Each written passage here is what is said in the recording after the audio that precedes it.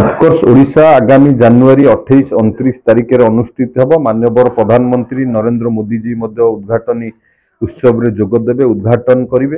एथिरे बहुत बड़ बड़ शिल्पपति माने समस्त आसी योगदान करेंगे। उत्कर्ष ओडिशा पूर्व आम पाखापाखि 2,40,000 कोटी टंकार निवेश को अनुमोदन देइछु।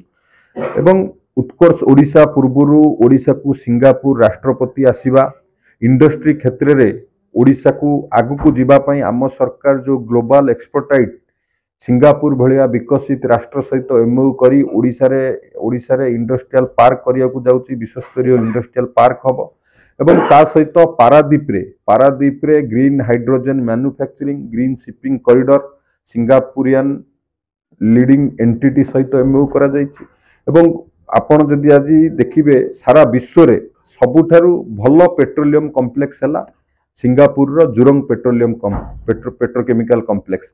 तांको सहित एमओयू करा जायछि। तांकर एक्सपर्टाइट आनी किभली भाबरे पारादीप रे विश्व स्तरीय पेट्रोकेमिकल कॉम्प्लेक्स करा दिबो, सेति पई मध्य सरकार एमओयू करचंती। ये सब को आपण मान जदि देखिबे निश्चित भाबरे आपण माने अनुभव करि परुथिबे उत्कर्ष ओडिशा कॉन्क्लेव एथरो निश्चित भाबरे उत्कर्ष हबो। एवं ओडिशार लोकन को आमे जो प्रतिश्रुति देइथिलु से प्रतिश्रुति गोटे गोटे करी आम सरकार पूरा करचंती।